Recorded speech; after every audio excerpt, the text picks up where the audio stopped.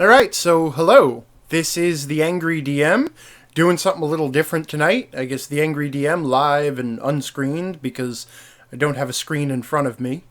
And also probably uncensored, so if any of you have kids in the room, you might want to remove them anyway. Though you really shouldn't be exposing kids to me anyway. I'm pretty sure the Child Protective Services made me made me sign a thing saying that I wouldn't expose myself to children. Whoa, okay, hold on, not finishing that thought. That wasn't coming out right at all. Poof, okay. Yeah. So, no, this extemporaneous speaking thing may not be for me. Alrighty. So, what's going on? Well, what's going on is that today, Wizards early release stores got a hold of Cowboy Centaur saying Angry DM After Dark. Yeah, let's not go there. Yeah, okay. So, the early release stores today got this. This is the Dungeon Master's Guide for D&D 5th Edition. And I drove out to my local game store and picked up my copy, which they were nice enough to hold for me. That's Legendary Realms Games, which I was tweeting about quite a bit this morning. There's a little bit of a glare on there. Just can't get used to the delay here.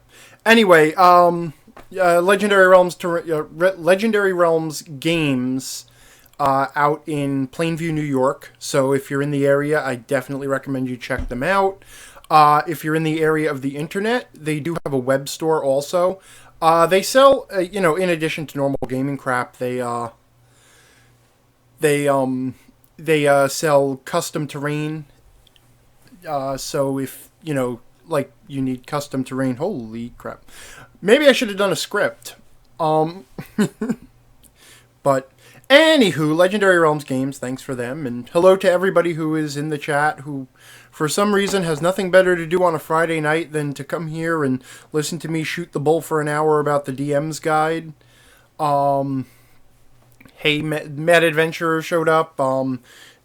Speaking of things I should plug, if you haven't checked it out yet, check out madadventurers.com. That's the Mad Adventurer Society. There is an excellent article that goes live there every Monday, which I just realized I have to finish submitting for tonight so that it'll go live. But there's also a whole bunch of other really good writers there who are all almost as good as me. So check it out. Also, we have Cowboy Centaur, Monkey No Hito. I thought it was Monkey Mojito, and you really shouldn't give mojitos to monkeys. Big Kahuna 275 or 0275, and Gremlins Are Us showed up. Hello, Gremlin. So here we are, the Dungeon Master's Guide, sort of my off-the-cuff extemporaneous review, and then, of course, if anybody has any questions or any specific topics they want to talk about, so be it. And then I'm going to take this and probably put it live on my YouTube channel so that, I have comments to read. So, the DM's Guide. I'm going to go ahead and admit right off the bat, I was really worried about the DM's Guide. I kind of did not have high expectations for it. In general, I have felt that Wizards of the Coast, and you know what, more generally, role-playing game companies in general are really bad at presenting things to DMs and talking to DMs. So I kind of was a little bit worried about this book. And, it's no secret that I've been a little nervous. Like, the Player's Handbook, I was very unhappy with. Not very unhappy with. The Player's Handbook, I like it okay. But you know what it really is? It's the game. The D&D 5th edition is a fun game. I'm running it regularly. In addition to a weekly campaign that I've been running for, I guess, about 6 weeks, 5 or 6 weeks now. In addition to that, I've also run about half a dozen one-shots and other games and stuff. And, obviously I keep up on the news. I participated in the playtest. I was actually, I don't know if I'm allowed to admit this, but I was actually in the the playtest that continued after the playtest was closed to help finalize things. So, I've been a very active participant in the whole 5th edition development, and I really like the game. I'm not going to go ahead and say it's my favorite edition of D&D. I still, like, if you pinned me down and said you can only have one edition of D&D for the rest of your life, like I was on a desert island and could only have one edition of D&D, I would bring 3.5. I got to admit that.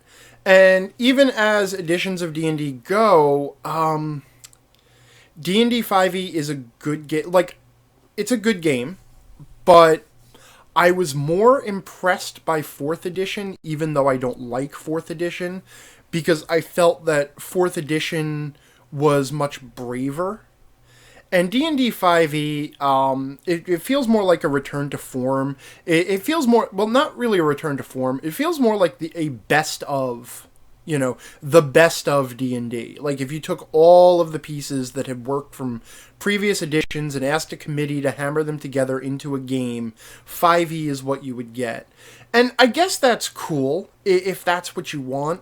But at the same time, I'm not sure that really it has evolved enough for me. But, you know what? That's just the game in general. As far as the Dungeon Master's Guide specifically, I'm gonna hold it up and try and show off a little bit. I've had it for, I guess, 5 or 6 hours now, and I've been leafing through it, and I was Twitter commenting on it. So, for first the big stuff, we're talking about 320 pages of content. It's split into 3 parts. The first part is world building, which encompasses how to build a world, and then how to build the planar multiverse around the world. And I'm going to talk a little bit about each of these chapters, and then I'm going to take some questions. But part 2 is about creating adventures. And it runs, that's definitely the biggest part of the whole thing, is creating adventures. And then the third part is about running the game. And then there's a couple of appendices of various topics. So, the layout is pretty much what it has been in the previous books. Each chapter has one nice full-page spread of art and an opening to the chapter. And then, otherwise, a lot of the pages, you get these half-page bits of art that are really nice. I hope that's... yeah, okay, good. I'm holding it right in front of my face, so I can't see what I'm doing. So the layout isn't anything... it's the same as it's been. The art is really nice. I like the art style that they picked for this edition. It's got kind of a watercolory... I don't know how to describe it. It's got kind of a washed out watercolory look. Which is really nice, though some of the art in here, like if I can find one of them, some of the art in here looks a little more out of place than others. I mean, I don't know what it is about this picture, but it just strikes me as odd next to all the other art in the book. But you know what? You're not here to listen to me bullshit about art, and, the art is the art. I really care about the book and the game itself. And I'm just looking at it, and I just realized that art, the page was blowing, so that's this picture that I was talking about. The page was blowing in the fan. Sorry. But anyway, Mad Adventurer says the art reminds him a lot of the old 2E style, and I agree with that, though there's a lot more consistency to the artwork. 2E, there was a lot of different styles of artwork, though I think the DMG is showing that more than the other books. There's definitely more different styles at play here. They're closer together, but they're still different. So, just taking a quick tour of the book. By the way, retail price is $49.95. American, or $58 Canadian. Fuck Canada. Woo! But I guess everybody already knew that. So the book begins with chapter 1, which is a good place for it to start. I guess I didn't need to say that. Which is all about world building. And it starts by kind of vaguely describing the sort of core assumptions of the D&D world. That there were gods in the world, and that most of the world is unexplored, but the world is also ancient, and it's riddled with the ruins of ancient empires, and it's a world of conflict, and it's a world of magic. And I think that's a really great introduction to the world of D&D that absolutely needed to be in the player's handbook. It really should have been the first thing anybody saw when coming into the game. I don't know why they stuck it in the DM's guide, but there you go. And then they immediately launch into how you as a DM can change up the world and change those assumptions.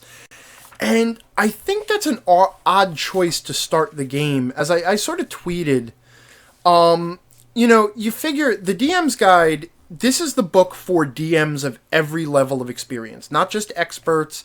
It should really be for any DM, from brand new to experienced to everything in between. And I don't think world building is the place you start off in that situation. I would have started with, the nitty gritty of just how to run a game. Basically, how to present a situation and how to use the rules to resolve it, and, how to talk to your players, that sort of crap. Jumping right in and assuming that the DM is going to jump in and start building a world seems to be a really strange assumption.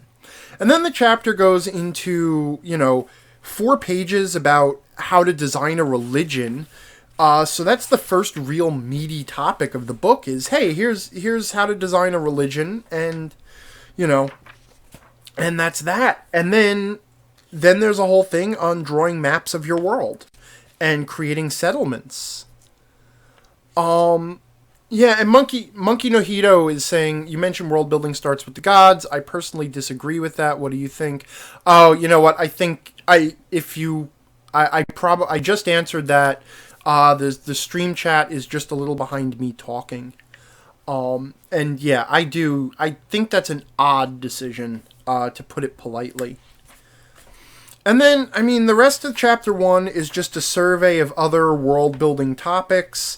They devote some time to talking about commerce and currency and different forms of government, creating factions and stuff. And, it's all of various use in the game. Some of this stuff is the sort of thing that you're going to get a lot of use out of, or that you could potentially use to good effect in your game. Like, there's a whole system of renown, which is basically gaining ranks with factions, and I believe that's I believe that sort of ties into the Adventure League or the organized play thing.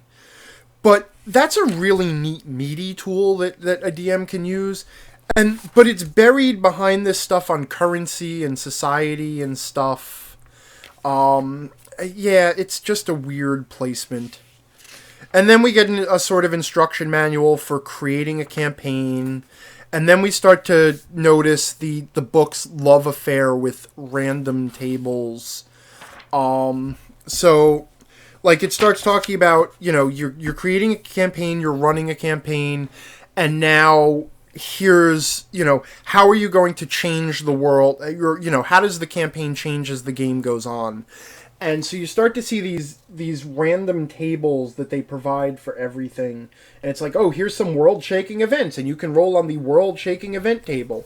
And there's there's 10 different world-shaking events, and 6 different types of leaders, and 10 cataclysms, and 8 invading forces. And, I like the random table approach, because the random table actually serves 2 functions. It is not just a table that someone can roll on. It also serves as a list of examples. And, with some discussion in the text to explain how to use it, that's cool.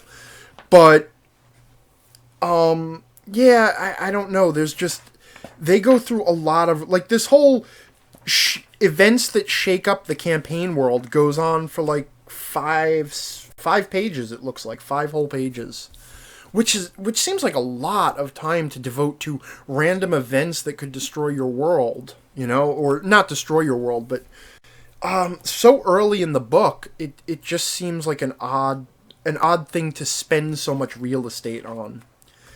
And then we have tracking time, building a calendar, and then the game starts pontificating on playstyle. And, that's something that may be a little more useful for a beginning to intermediate DM. The idea of basically setting up a spectrum between hack and slash adventure and immersive storytelling as sort of the basis for the discussion. And then it launches into the different types of fantasy and action and examples of different inspiration. And, so it really runs the whole gamut, encompassing, basically conflating world building and campaign building. And those are really, really different things. And the book knows it because, the book is talking about campaign themes for part of this, tone, themes, and setting. And then it's also talking about world building, but it doesn't talk about how those things are different. It's not really giving you any guidance to use those tools. But again, this is the first chapter that every DM is going to encounter in the book, and I think this is really something that should have come later. I mean, I would think that the order you would want to go in is running the game, writing the adventure, and then designing a campaign. Okay? But that's chapter 1. Mad Adventure is saying, aren't random tables really back of the book stuff? I mean, discuss it, yes, but implementing them as part of your world or game design. I'm going to go ahead and disagree with you for the reasons that I said.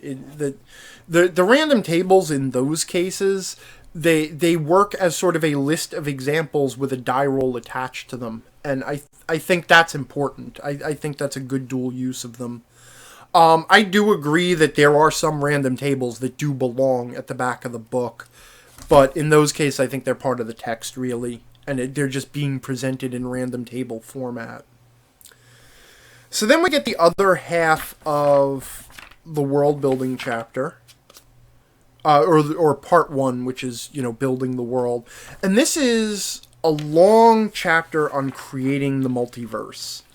And what it really comes down to is, after a brief discussion of the types of planes and how they're put together and how you might put them together differently, most of the chapter is actually devoted to descriptions of the different planes. So here we have the elemental planes being described. A lot of art in this chapter. And a lot of little weird random rules. Here's the discussion on limbo, the changeable plane, and there's a sidebar, or not a sidebar, but there's an optional rule about using your mind to change limbo around you. In the discussion on Hades, there's a discussion about people turning into larvae, which was a thing, dead souls in Hades turned into larvae. And it's sort of a tour through the best of the planes of all of the different editions. Because it includes all the planes from 2nd edition and 3rd edition, all the planescape crap, and it includes all the 4th edition stuff. But we're back now. And I was talking about the multiplane chapter, and apparently in my absence, the chat continued talking about the multiplanar chapter, and, yeah, and everybody in the chat is kind of echoing what I was about to say, in that for the amount of table time planar travel takes up, it seems to be given a lot of page space in DMGs in general. And that's weird enough, because not all of these places... You know what? I mean, look, when they were coming out with 4th edition, one of the things they said when they were talking about the planes was that they decided to cut out a lot of the planes because they knew they never got used, and just focus on the planes as useful sites for adventure. And that was great. You had a nice economized list. So to see them going back to the old stuff, it kind of shows that they're ignoring some of their own lessons, some of the stuff they knew. But what I find odd about the planes in D&D in general, and in this version of the DMG specifically, is that the planes are really, really, really well detailed and defined. Like, there's a lot of discussion about how the planes fit together and which planes exist and yada, yada, yada, you know, and this is Mount Celestia and this is the Nine Hills and so on and so forth. But there's no discussion on the world of D&D, except for that one half-page sort of introduction to this is what we assume of the world. There's no discussion of the world that you're playing in. And I understand that the idea is, you know, to give each DM the chance to make the world their own. But then you go ahead and you spend 20 pages defining the planar cosmology in minute detail. It's like, well, is this my own world or what? You know? It's an odd... You know, you put the two chapters side by side, and one of them is like, well, we're not going to tell you much about the world. You make the world yourself and make the world you want to be in. And the next chapter is like, well, you can make your own cosmology if you want, but here's a really awesome one we already came up with 20 pages. So, you know, I don't get it. It's sort of an odd design choice. Elbitner99 is saying, maybe I haven't played enough, but I've never been in a game where the DM had us plane hop. I've done some plane hopping myself. In fact, I often do plane hopping. Eventually, my players travel to another plane, usually the plane of the dead, but then I also develop my own cosmology, so whatever. Or at least I modify the planes. And to be fair, I do use the planes in a number of ways. Like, what this book, or what the DMG never talks about, is how you use the planes without having the players go there. I mean, the planes and the religion should be tied together. The planes are the afterlife. The planes define sort of the metaphysics of the universe. And so, the planes are drivers of the background of the universe. The fact that there is a heaven and that there is a hell and that they are at war defines the conflict between various religious organizations and various types of creatures in a way that will touch your adventures, even if you don't actually have the players travel the planes. But that never gets talked about. All that gets talked about is this is what the Nine Hells looks like, and wouldn't it be really neat to travel to Malbolge or Minoros or one of the other layers? Anyway, I think a lot of real estate was burned on the planes to no good effect, and it certainly shouldn't be chapter 2 of this book. But then again, I'm saying that cosmology building should be at the very end of the book. Because it's the last skill that a DM needs. Like, if you look at this in terms of the skills that a DM needs, the first thing you want to teach your DM is the basics of running a game.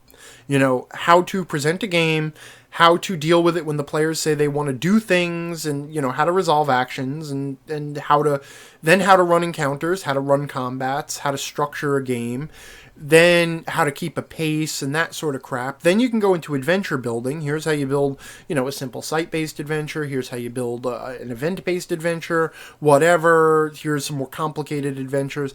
And then it's like, okay, now you're ready to start building your own world and your own campaign.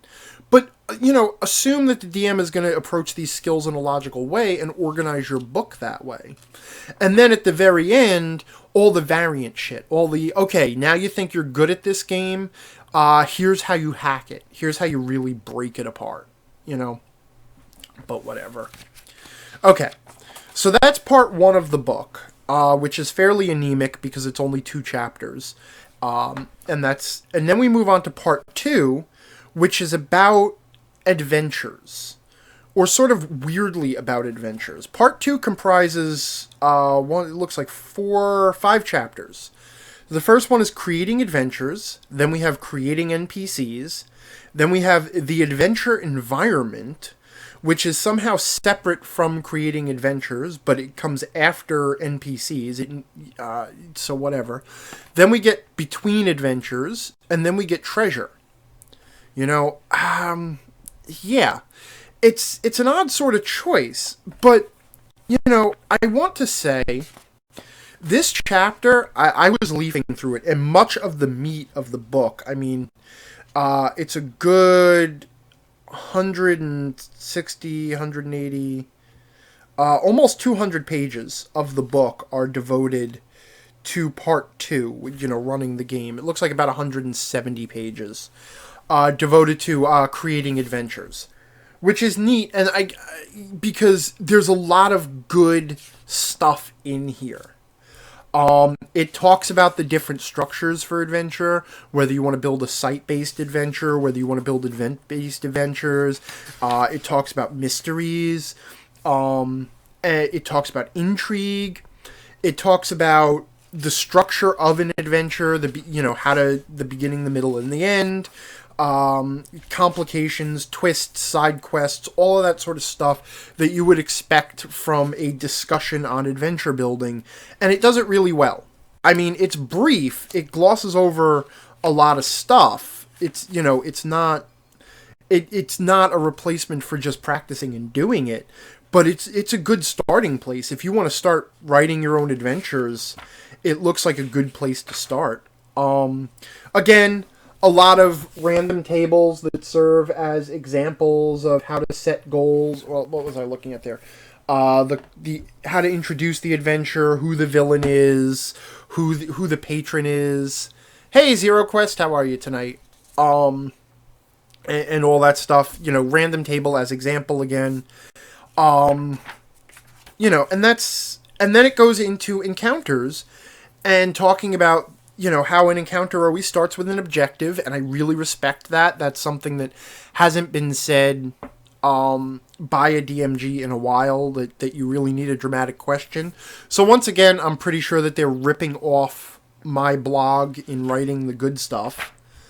And then they launch into creating a combat encounter, which is all the algebra that you'd expect about, you know, how to figure out exactly how many monsters of what level and what experience to make a combat encounter. And then they have this brief little bit of, hey, if you want to make combat encounters actually fun, here you can read this little section.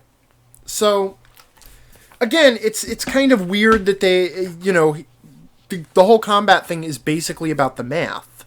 That's all you ever get about combat building. I am never ever going to be satisfied by the way they discuss combat building. You know what? You know what had a really good discussion of it? There was a book for 3rd edition that parts of it I have shamelessly ripped off since 3rd edition. It came out late in 3rd edition. It was actually a test bed for some 4th edition ideas, and that was Dungeonscape. And if you can get your hands on Dungeonscape, it is a great system-neutral way of building encounters and site-based adventures that puts this to shame. I mean, that's what the whole book is. Mad Adventure is saying, so is there nothing about how traps or terrain or anything like that affects the CR of encounters? And no, there is nothing mechanically rigorous about how those things affect the difficulty of encounters.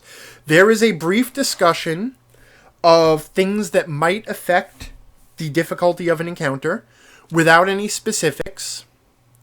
And that is the whole part. Basically, it says that here are some examples of ways that the combat would be more difficult. The party is surprised, the enemy has cover, the characters can't see the enemy, the characters are taking damage every round from the environment, or the characters are hanging from a rope, scaling a sheer wall or cliff, stuck to the floor, or otherwise in a situation that hinders their mobility. That's it.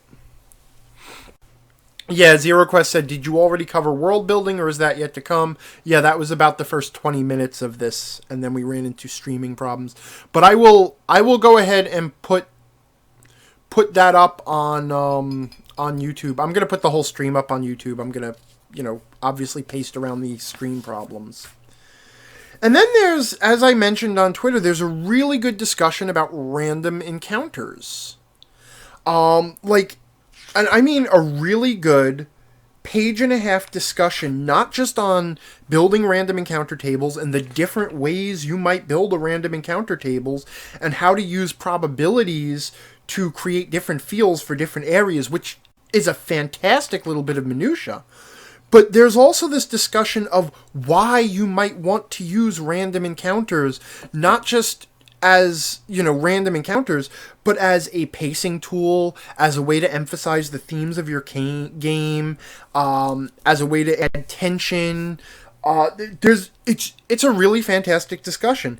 DMG page 85, Random Encounters, is probably right now my MVP award, Most Valuable Page. And I don't, you know what? It looks out of place next to the rest of the book because it really delves deep into the philosophy behind one little game mechanic and really discusses it well. And I would have loved if that page space and that level of analysis had been devoted to building all combats in general. And, it's hard now because... See, here I am, I'm trying to compliment the book, but at the same time now I'm turning around and saying, man, I wish they had done that somewhere else with something else. But anyway, it's still a great discussion. I actually would not be embarrassed to turn that into a blog post myself. So then we get chapter 4, Creating NPCs. And creating NPCs is actually it's a really neat little chapter. It has a lot of random tables as example, which we've already discussed, but I'm just going to ignore those because the game just loves its random tables. Obviously, the D&D team is just filleting random tables in the DMG. That's what a DMG is. Fine. Because in addition to the random tables, you actually get some useful stuff. And basically what they discuss is building out useful traits for an NPC so that you understand what it is they want in the world and how it is they behave in the world. So NPCs have connections to other things, or they have flaws, or they have secrets, and they have ideals. NPCs have, in one sentence, describe a bit of useful knowledge the NPC possesses that might be of use to the player characters. So it focuses not just on creating NPCs, but on how those NPCs are useful in the story, and it focuses on doing it economically. Everything in here is, in one sentence, describe the NPC's flaw. In one sentence, summarize the thing that the NPC is connected to, the bond that the NPC has. And it's a really good way of building NPCs. It also says, by the way, only put as much work into an NPC as you think you need to get out of it, because you can always add more information to the NPC. Then it talks about a bunch of different ways you can use NPCs, and it even adds an optional rule for loyalty if you want that. So it's, again, really cool. Then it talks about villains in general.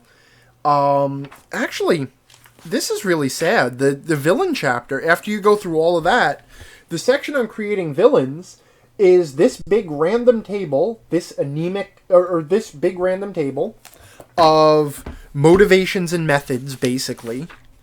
And then after that, the villain's one secret weakness, and then here's the death domain for clerics, and here's how to make blackguards or anti-paladins. And that's literally villain building. These two random tables, give it a secret weakness, maybe make it a cleric of death or a blackguard paladin. So, again, such an uneven... so much done on NPC. And I guess you could make an argument that once you teach someone how to build an NPC, use that stuff to build a villain. But it would be nice for a little bit more discussion about, a similar discussion to NPCs for villains, or even spend more time on villains than NPCs, because villains are the most valuable NPCs. The antagonist is the most important driver of the adventure. The most important extra in the adventure is your villain. So then it goes into adventure environments, which is basically just a whole discussion on building dungeons and building wildernesses and the different challenges that you might face there. And and some random buildings and random settlement stuff. Here's a whole page of random building. Zero Quest says, is there anything in the book about keeping track of time in a campaign? Yes, there is. There is a discussion on the calendar and timekeeping in the story. And then there is also, later on in running the game, there is a discussion on keeping detailed track of time in the game itself. Mad Adventurer says, does it feel like these things are laid out as modular bits that are supposed to be intuitively plugged together by the GM into a useful whole? You know what? Alright. Editorial here. What it feels like is that they had a whole pile of things that they thought would be good in the Dungeon Master's Guide, and they threw them all together in a big pile, in whatever order they ended up in, that is the order they put them together, and nobody went through and then tried to interconnect everything. It feels like this book needed one last final edit where all the stuff would transition and connect together.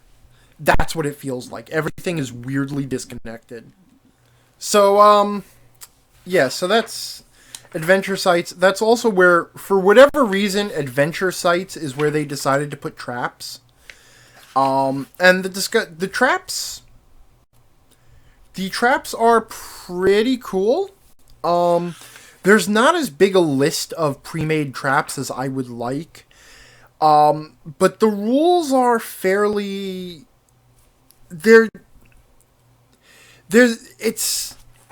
It's lighter weight and more useful to adventure in, and it seems to emphasize, coming up with the logic for the trap.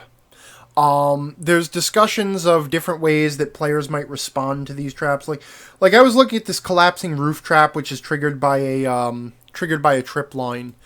And the thing discusses how you can use a dexterity check to disarm it with thieves' tools, but it also points out what people would notice if they're trained, what people would notice if they're untrained, how people could respond to this trap other than using thieves' tools, like the way that someone could just walk up and trigger the trap, or the way that someone could attempt to just destroy the trap without mechanically disabling it.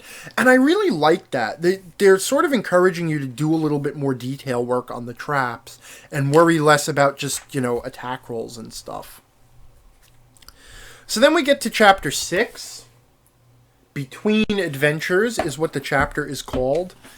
And this is actually a really neat, chapter. Because there's a couple of different things that it does. Okay, first, it has a nice, thick discussion about how to connect your adventures together. And in fact, how to structure your campaign. With an overarching story, and how to plant seeds for future adventures, how to use foreshadowing, how to keep track of your campaign events. It offers a couple of different options for that. And that's really good campaign structure stuff that one wonders why it didn't end up in the campaign building chapter. But whatever, that's fine. At least it's in there. It ended up in the wrong place, but it's there. The rest of this chapter is devoted to downtime activities. 4 pages of them. Now, you might remember in the player's handbook, there was a discussion of the things that players could do between adventures, and they had maintenance costs, and then there was a couple of different things they could do, like researching, and I'm now looking for that. I can't find it. I can't find anything in these freaking books. Which is a problem in itself, but. So there were like 3 or 4 downtime activities that the players could engage in between adventures. And this, like doing a profession or doing research or gaining a proficiency and whatever. And it was really in an odd place too. But whatever. I mean, that was the player's handbook. So what this adds is a whole bunch of other things players might do between adventures. And it includes things like crafting magic items and building a stronghold and, sowing rumors, searching for buyers for magic items. There's carousing, which is sort of a funny one that has sort of a whirlwind of little story possibilities that can happen between adventures because you were out partying, and which is, again, it's neat. And what I really wonder is why these weren't in the player's handbook, because they're really options that the players could engage in. They need to know. Gremlin says carousing? Yes, carousing. I quote, characters can spend their downtime engaged in a variety of hedonistic activities, such as attending parties, binge drinking, gambling, or anything that helps them cope with the perils they face on their adventures. So, yeah, and then there's the cost for it. And the thing, too, is that the rules for each of these little options is lightweight.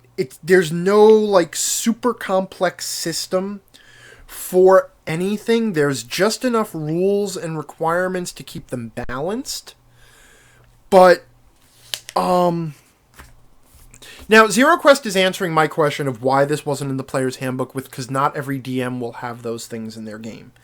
The DM will still have that option, but I would argue that by putting it in the DM's guide, you are making it harder for DMs to add the ones they want into the game.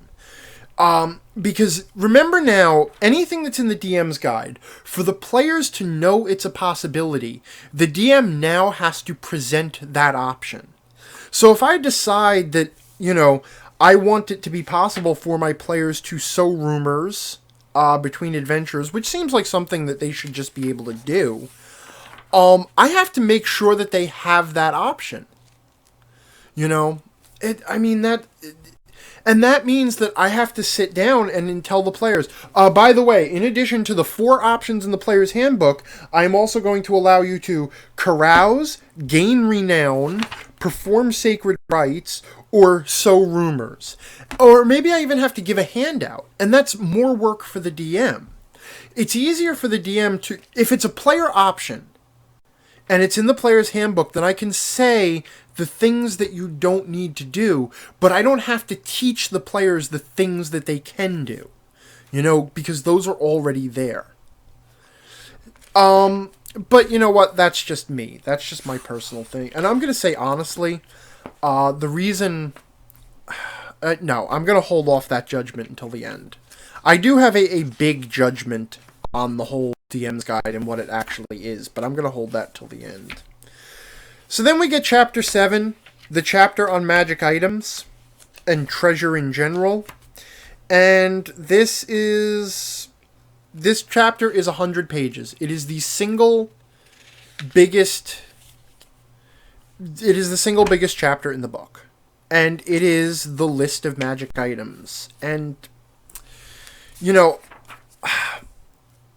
actually, it's really good.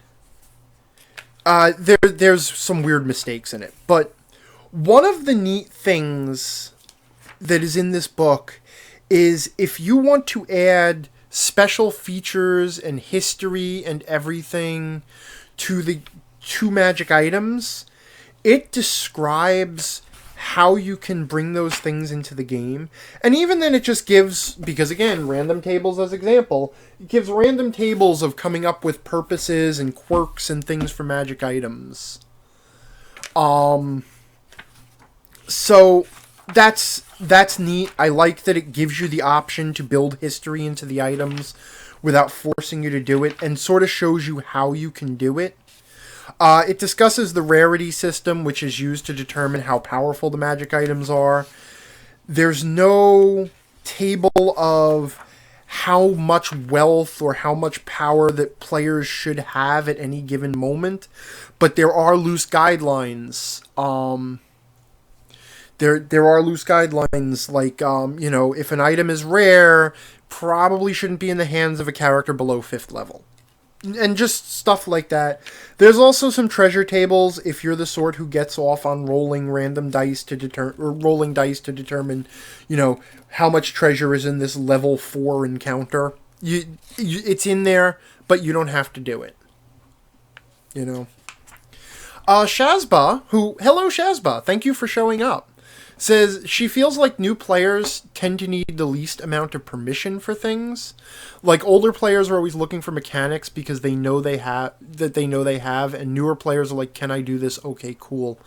I'm going to go ahead and say on the other side of that, though, is that if the players are learning from the book, rather than, if they're reading the player's handbook rather than just learning by sitting at the table doing, which should be possible because that's why a player's handbook exists. But if they're learning from the rule book, and that's where they're going to see this stuff, they are less likely to ask to notice that there are the open possibilities. Because of the way the book presents things by spelling out all these options, because it spells out, these are the things you can do between adventures, which is how this discussion got started, then the omission of any option is conspicuous to a new player. The new player wonders why that option isn't spelled out. So, I understand if you get a new player at the table and tell them you can try anything, they will try anything. But if the new player goes to the book, or even just an inexperienced player goes to the book, and they see a list of some options, they're going to stop asking about the options that aren't on the list. It's just sort of human nature. Anywho, getting back to getting back to the magic item chapter. So, in general, really like the magic item chapter. There's a little bit of goofiness in here, which I think Chris Perkins was the one who talked about it. He said they wanted to add a sense of humor to some things. So, like, for example, the Belt of Dwarvenkind, you have a 50% chance each day of growing a full beard if you're capable of growing one. And there's the alchemy jug in this edition produces mayonnaise. And you know what? Fine. I could comment on that goofiness. I don't personally like it, but what the hell? Who gives a crap? It's there. I can ignore it. This is the oddest decision, though, in the magic item chapter. Although the tables divide up magic items by... no, actually, they don't. Okay. The magic items are not divided up by anything. And what I mean is that the entire list of magic items in the book is a list of magic items from A to Z. Okay? So it goes from adamantine armor to alchemy jug to ammunition to amulet of health, all the way through to weapon, magic weapon, through ring of x-rays, staff of fire, stone of... all alphabetical. There is no organization or subdivision. It is just one long list, and that is the brunt of the chapter. I have no idea why they did it this way. Okay? I don't think it's a big deal, but I don't get it. I really don't understand why you wouldn't put all the staffs together and all the wands together. Because the rules, there is a discussion of each type of magic item. There's a discussion about wands. There's a discussion about potions. There's a discussion about this. There's a discussion about that. But then when you get to the list of magic items, they're not divided up by anything. It's just an alphabetical pile of items. There are lots of really nice pictures of magic items in the book, though. And I like those. They're very pretty.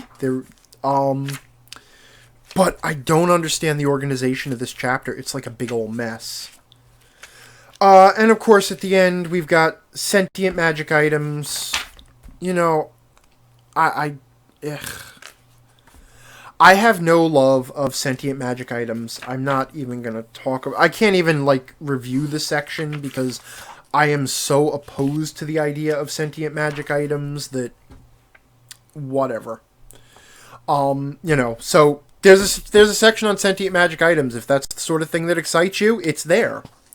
And then, of course, there's a section on artifacts. And honestly, it's sort of what you'd expect. But at the same time, it kind of harkens back to the old way of doing it, the sort of the first and second edition way, where you kind of had to pick artifacts' powers off a list. So, if you have an Orb of Dragonkind, the Orb of Dragonkind has 2 minor beneficial properties, 1 minor detrimental property, and 1 major detrimental property. Also, I should mention that there are some items that are cursed. And I really haven't read the rules on curses. From what it looks like, curses can leave lingering effects, so that even after you manage to get rid of the item, the curse can linger. It also discusses whether or not curses should be detectable, and suggests that they shouldn't, but gives you permission to give clues about curses if you want to, which I think is a really good way of splitting the difference there. So there's that. That's the magic item chapter, which we knew that was going to be the meat of the book. So then we go into the final part of the book, which is the shortest part. It's less than 100 pages. And this is about running the game. And it starts with chapter 8, running the game. Okay? This is the section that talks about, it talks about how to run the game. It's an excellent discussion. It starts off a little clumsy. Okay, it trips coming out of the starting gate, because it starts by talking about house rules and metagaming and how you deal with missing players and stuff like that, and all those sort of the advanced topics that DMs learn to deal with once they have run a game or two. And then it launches into, hey, this is how you run a game. This is how you use dice. This is how you resolve actions. This is how you figure out how difficult something is. Here's a discussion about proficiency and how it's useful and how you should use it. Here's a discussion about advantage and disadvantage and how you should use it, and gives you permission to use it more or less depending on what you want to accomplish. And here's a discussion about inspiration. And how to use it, and here's some alternatives to using it. And you can also not use it if you want to. And really, the discussion is short. I think it deserved about 10 more pages for this whole chapter. And I think it should have been the first chapter in the book. But at the same time, I gotta give Wizards props, because they actually did a really good job of telling people how to run a game. It's not great. It's short, but it's there. It's a hell of a lot more than we've actually gotten in previous editions. Then there's a little bit about mapping. For some reason, it goes from, here's how to use inspiration, and here's some alternative dice rolling methods, to here's how to map. And then it jumps to social interaction. And it has a full 2-page discussion about running social interactions, mechanically and role-playing wise. So, again, really well handled. And then it has a discussion on how to roleplay as a DM, how to be the NPC, different tricks for becoming NPCs, body language. It talks about engaging the players in various ways. And then it jumps to, here are the rules for punching objects. I don't know. It's like, using your face and arms to bring your character to life, how to engage the players. Here's statistics for objects. Now let's talk combat. Like, what the hell? It's like going from first to third without going through second year. Like, the transmission in this book is gonna, pop out of the hood. I don't know. And then we go into combat rules and variable combat rules, and you know what? Honestly, I don't understand why they didn't rejumble all of this stuff and divide it into the different topics, using the rules, running the game, I don't even know. I don't know how I would fix this. It's a mess. This chapter is a mess. Shazba says, what I'm gathering from your review is they really need a better editor. Yeah, that has been the theme all along. And then they go into how to run combats. And I don't mean just how the mechanics of running combats. They talk about tracking initiative and how to keep track of conditions and how to use critical hits and to improvise things in combat. And if you want to use squares or hexes, you can do that, but it's okay not to. How to figure out areas of effect if you're not using squares and hexes, which I'll give them credit for. That's a discussion that was needed. Whether or not you want to use miniatures. Anyway, it's a whole survey of that, and like really just the meat and potatoes of how to run a combat encounter and how to keep track of everything, which again, something DMs need. And then after we do that, chases. Let's learn how to do a chase scene. Sure, why the hell not? And then after chases, siege equipment. And I mean literally siege equipment. Notice it goes straight from chases to siege equipment. It's not how to run a siege, it's just here's a list, here's a ballista, here's a cannon, here's a mangonel. Oh, you don't see that mentioned often. It's just a type of catapult. Battering ram. Okay, fine. We got that done. Let's do diseases. Let's do poisons. Let's do craziness. How to craft poison. And then it does insanity. And then we'll talk about experience points and pacing the game.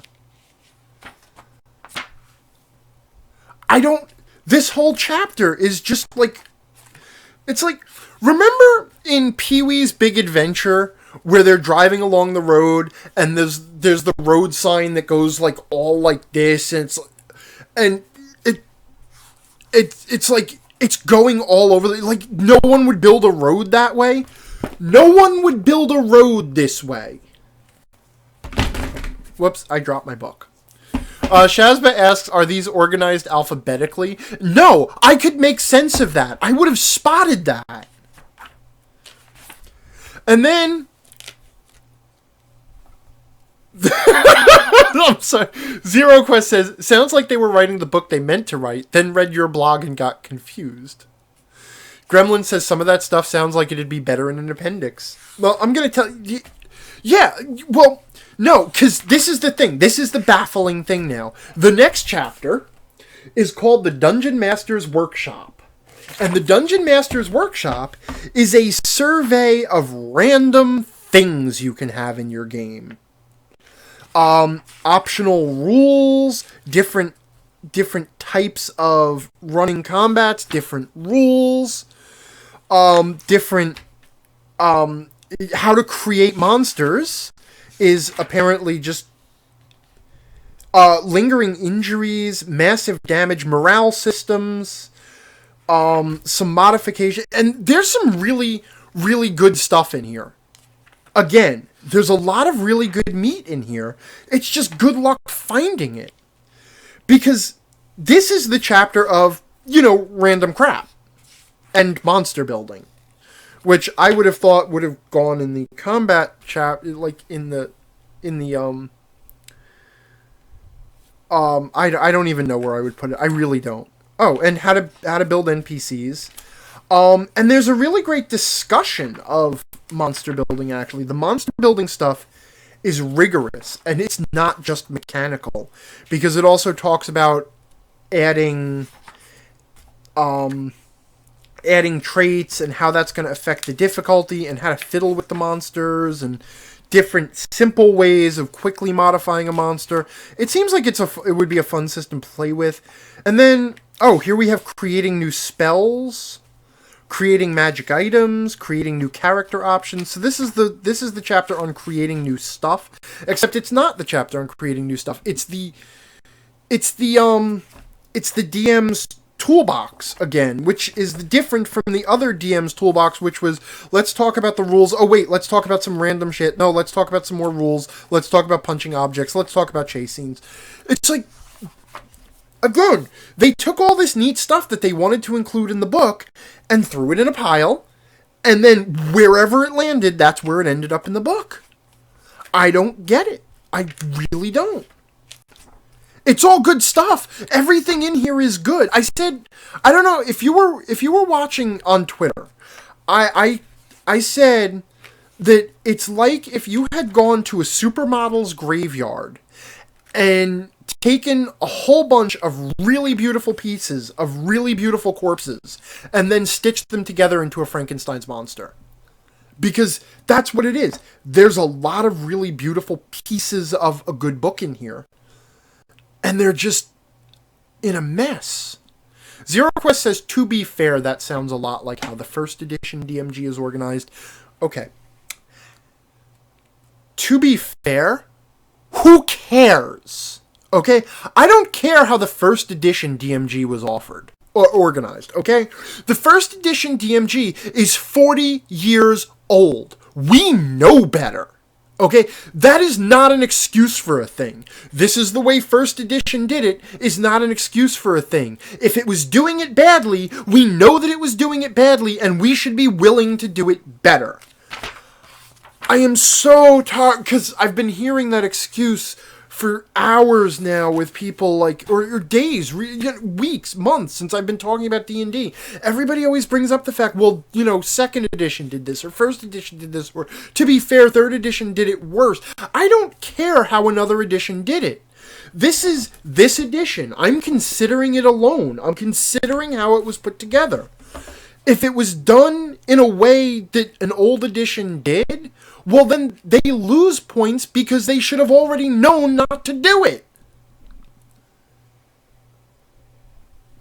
Sorry. I'm calm now. Yeah, hey, you guys got a real rant out of me. And then we go into the appendices. Random tables. There is a random dungeon generation it's appendix, which I gotta admit, I kinda like it. One of the neatest things in here is they went back to the old dungeon stocking system. Oh no, wait, hold on, okay. Oh no, okay, here we are, yeah. Yeah, this, I'm gonna see if I can get it good. This is my favorite table, okay? This is a table that was in the Mensa Red Box, which I used to great effect back in the day to stock my dungeons, because I used to love to make maps, and I used to have endless fun rolling to see what was in each room on the map. And now I can see, yeah, the dungeon chamber contents. I love that, okay? I really do. And I love the way they did it so that they built it around these themes of dominant inhabitants or pets or allies or random creatures, so that you can actually use this to build a reasonably themed dungeon. That's neat. And then, of course, we have the giant tables of random things in a dungeon. There you go. Random things in a dungeon. Here you go. All the random things you could want. Yeah, Zero Quest. Yeah, please don't take that personally. I'm glad. Yeah, I'm glad you understood that I was not getting after you.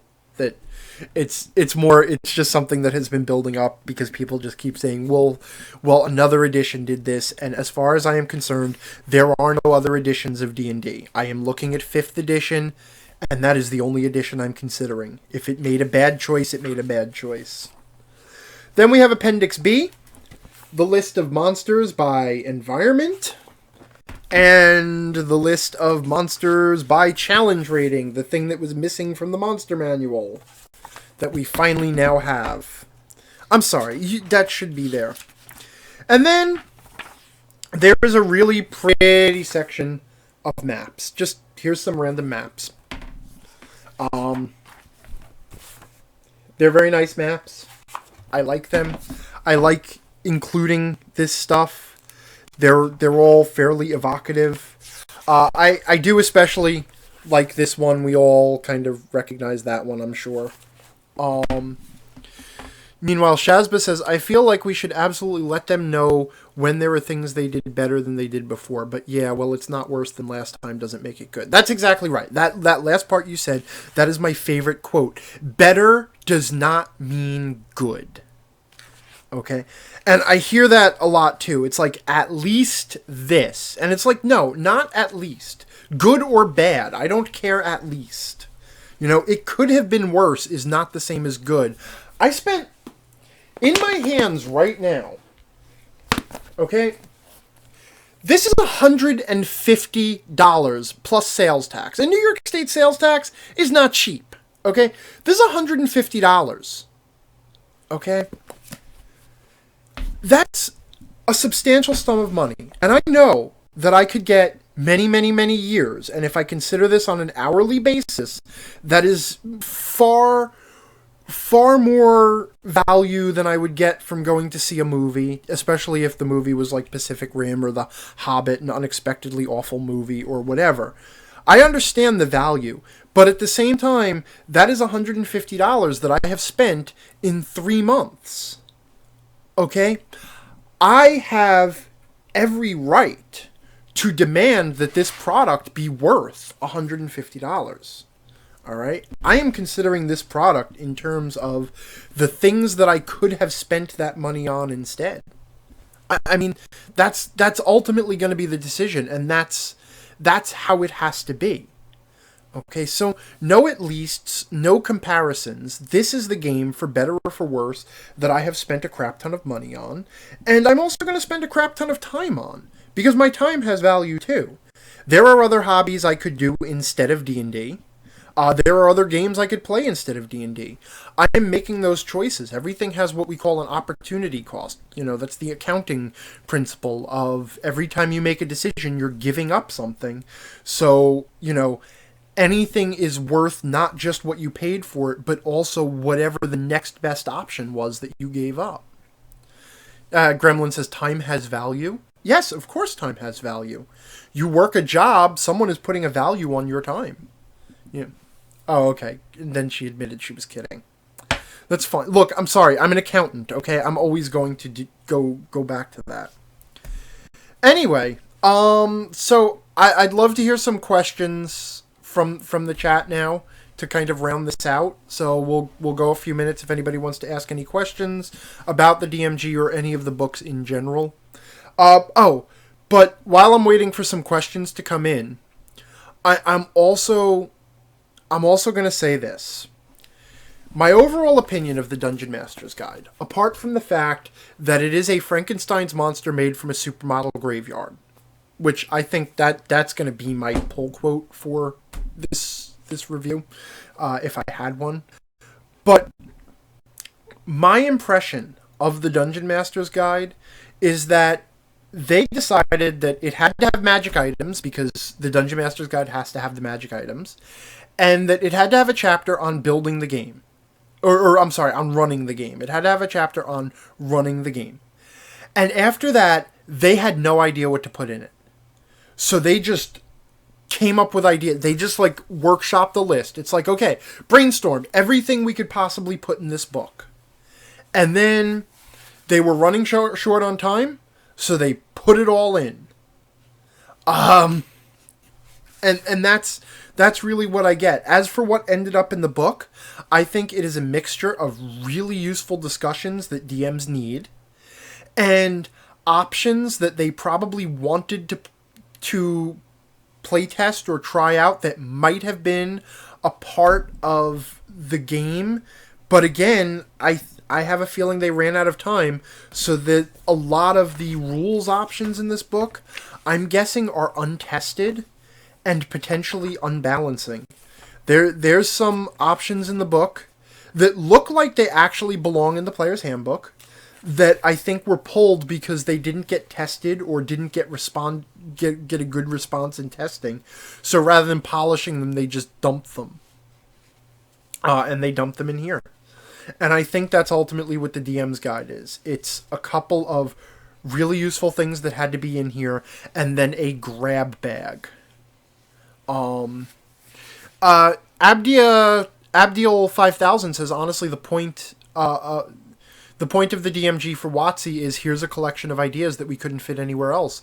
And I would say, yeah, 3/4 of the book is a collection of ideas that they couldn't fit anywhere else. Zero Quest is saying, would you say yay or nay that 5th edition is your favorite edition of D&D? I had already answered that, but I'll answer again, and the answer is no. At this point, it is not my favorite edition of D&D. If I was stranded on a desert island with only one edition of D&D, I would have my 3.5 core rulebooks, and I would be happy forever. That said, 5th edition is a really good runner-up. L. Bittner99 is throwing a quote back at me. He said, I once told him or her that I wanted to like 5e, but I felt as if WotC kept punching me in the dick. Do I still feel that way?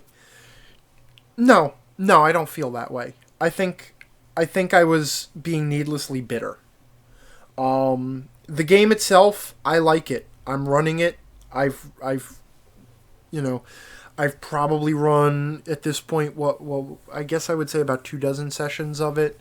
About half of those for an ongoing campaign. No, it's got to be half that. It's got to be, yeah, I've run 6 weeks in an ongoing campaign, and I've run maybe a half dozen to a dozen one-shots here and there, so maybe 18 games total of it.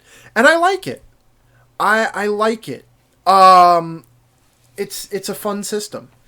It's not my favorite D&D, but the thing too, I think a lot of the 3.5 thing is more nostalgia than anything, because when 3.5 came out, the environment that it came out in was this feeling that D&D was dying, and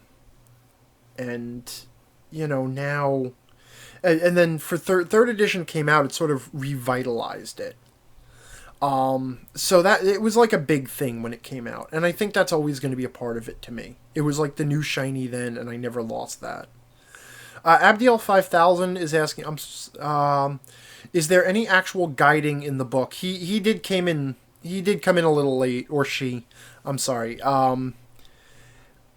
Abdiel's I'm sorry. So there is a lot of guidance in the book. There is a lot of really good guidance in the book. Chapter 8 is a lot of guidance about how to run a game that I think is really good for a new DM. I just don't understand why it's buried there. So, but yes, I do feel that there's a lot of good guidance in the book. Would I recommend 5th edition for a newer DM? If not, what would I recommend? You know what? I'm honestly of the opinion that a newer DM can learn to run any game if they're willing to put in the time and effort. I mean, hell, I learned how to run 2nd edition with no one to teach me. So, yeah, no, 5th edition is a fine edition to learn on. And you know what? Yes, if someone came to me today and said, hey, I'm brand new, I want to get started in D&D, what edition should I start with? I would say, yeah, try 5th. Try it. I mean, it's the one that's out there. Go get the starter set, see what you can do, and if you have any questions, I'll help you out. And that's that.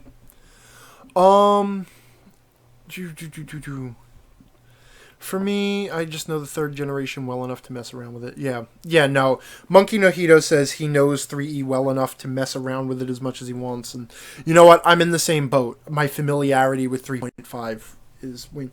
But I am trying to get there with 5th edition, and I'm trying to do some interesting things about it. Shazba says, reading the 4E book, they seem to be really trying to streamline the process of building enemy parties, whereas in 3.5, it felt like the DM was pretty much doing the same thing the players were in building enemy characters. Where do you feel like 5E falls? Oh, okay, that's a really good question. And, yeah, you're right. There was a design principle in 3rd edition, and that was everything is built using the same rules. The idea was that 3.5 had a universal rule set, and everything worked the same way. And that is why if you were building an NPC, you were building it the same way that you were building a PC, and if you built a monster, they were built to the same rigor that a PC was built, and so on and so forth. You're right. That was definitely a feature of 3.5. 4E got away from that. They wanted to make life easier for the DM, and so, on that spectrum, they went in the other direction. They said, if you're going to build an enemy, you only need the things that the enemy has. As for 5th edition, looking at the monster building, I would say that it is closer to 4th edition. But at the same time, trying to keep more options open. 4th edition was really, really, as loose and abstract as 4th edition was, it was really, really, really tightly balanced. So there were very narrow ranges in which the numbers would run. 5th edition is a little more vague, and it seems to take the attitude of, try it, fiddle with it a little bit. It does give some general senses of how much damage a creature should have at what challenge rating and what its armor class should be. But it's also pretty quick to tell you, fiddle with it and have fun. So I would say 5th edition cuts it in the middle, closer to 4E. So I guess that's the answer. Let's see. Abdiel says 5th edition is nice because it's the edition that will be receiving support. Yeah, that's the main reason why I would recommend it, as I want to get started in D&D. What edition?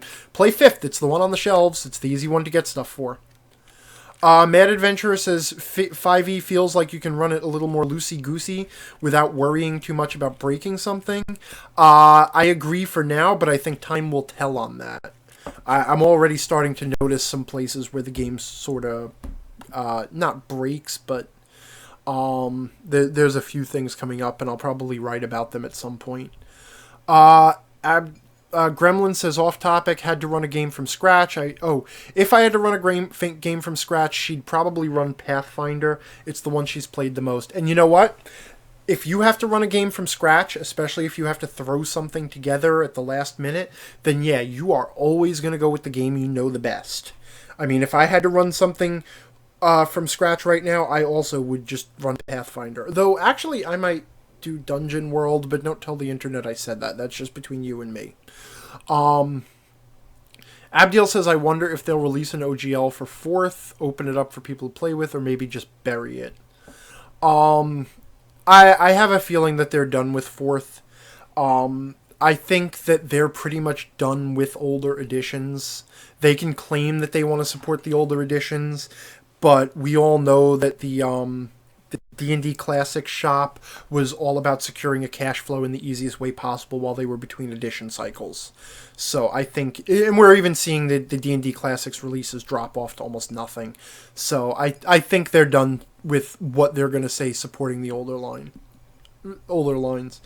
Mad Adventurer says, Angry, do you feel like 5e is pushing more towards story gaming, or is it still retaining its old style? I don't know. It's the old with the new. It's an evolution in some respects. All right, you know what? I'm going to be completely honest. I think it is mostly an old school, old style type D&D game, or at least that's what it's going for. Except that the designers saw the writing on the wall and decided to throw in a few story gamey elements. I'm not going to use the word pandering or throwing a bone, but the stuff that's in there that is actually story game mechanics is pretty tacked on and pretty forgettable and pretty easy to overlook. That said, the idea of building a villain with motives or building an NPC with motives and how to run an interaction and stuff, that's not story gaming. That's just building a good adventure. That's stuff that we learned about, in 40 years of playing D&D. Build a villain with motives and stuff like that. So, I don't think it's going story gamey or anything, though I do think that a few elements were thrown in to make people happy. Shazba says, man, they don't want us to go look at an older free edition. People get attached to the one they grow up on. Yeah, no, they don't want you going back. They want you buying this one. This is the one that's going to make them money, Monkey Nojito says he was done with 2nd edition long ago. Yeah, I liked second edition. That's what I grew up on, okay? I got started on the Mensa Red Box and quickly moved to Advanced Dungeons & Dragons second edition, and I ran it for about 10 years, I guess, give or take. And I liked it well enough. It was fun. But once you have gone to a universal mechanic system like third edition, fourth, well, like D20, it's really hard to go back to that kludge of subsystems. And that's really what it was. It was a kludge of subsystems. It was a whole bunch. Everything had its own set of rules. Attacking was done one way, and non-weapon proficiencies were done another way, and there was no simple way of using your ability scores. If you wanted to use your ability score in play, there was an odd mechanic here and there. Like bending bars and lifting gates had its own die roll. Finding secret doors had its own die roll. Nothing was really keyed directly to an ability score modifier in any sort of sensical way. So yeah, no, I would never go back to second edition at this point, but I did love it. I loved it at the time. I'm older now. I'm better. I'm smarter. And so is gaming. So any other questions from the chat? Because otherwise I'm going to wrap it up here. I've been going for about an hour and a half. And I'm going to post this on YouTube. It's actually been a lot of fun. I didn't expect... I kind of expected this to kind of flop, to be totally honest. Just me talking to the camera while people ask questions and people chat back at me. But, I might actually do a little bit more of this. And, as I continue to play and run 5th edition, maybe do sort of a weekly stream vlog thing. Zero Quest, Monkey No Hito are saying thanks. No, thank you guys. Thanks for hanging out. Thanks for showing up. Thanks for giving me something to talk back about. Once you do a review of the book, that's it. And, yeah, Monkey No Hito is saying I'd like a thing like this on more general topics. Yeah, no, I would totally consider doing like a weekly, like video stream. Just I would actually schedule it so that people could show up, because Abdiel is saying announce them earlier and people will get a response. Yeah, basically a short podcast, or vlog, I guess, would be what it would be called, and then archive it to YouTube. So yeah, maybe, you know what?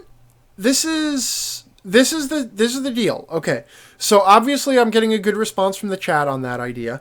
If you are watching this on YouTube, leave a comment or like this video or something. Just something to communicate that there'd be interest in it. And, I can certainly find an hour a week to just chat in front of the camera. There's not much to setting it up. So, no, I would love to do that. And I am fiddling a lot with D&D already. So, I'm playing a lot of things. So, alright, and now I'm just rambling. So, thanks everybody for showing up. I usually thank all the people in the chat. So thanks Lawn Gnome for Hire, Abdiel. Oh, the Warbo is here. I didn't realize the Warbo was in here. Gremlins Are Us, Elbitner 99, Monkey No Hito, Zero Quest, Chazba, The Mad Adventurer. I'm not missing anybody, am I? I would feel bad, but the Twitch list doesn't always... Oh, geez. Okay. Damn it! Okay, yeah, I knew that was gonna happen too. Everybody's saying that they're making fun of me because earlier I did a rant on Twitter about how I hate when the YouTube videos they say things like, oh, and make sure you rate, comment, favorite, and subscribe to this crap, and I hate that. I really do, because I feel like, let your content speak for itself, and people will do that. And then now I'm getting made fun of because I said, if you want a... No, okay, look, I was just asking for feedback so that I know whether or not there's an audience for this. Oh, there's the Warbo. He said, haha, my comments went unnoticed. Alright, fine, you guys caught me. Yeah, you know what, you know what you do? Go like my Facebook thing. I'm apparently in Facebooks now, and I don't know what the hell I'm doing there, but I need more likes because Facebook keeps telling me that I have to get up to 100 likes. So go like me in Facebook if you want to go do a thing.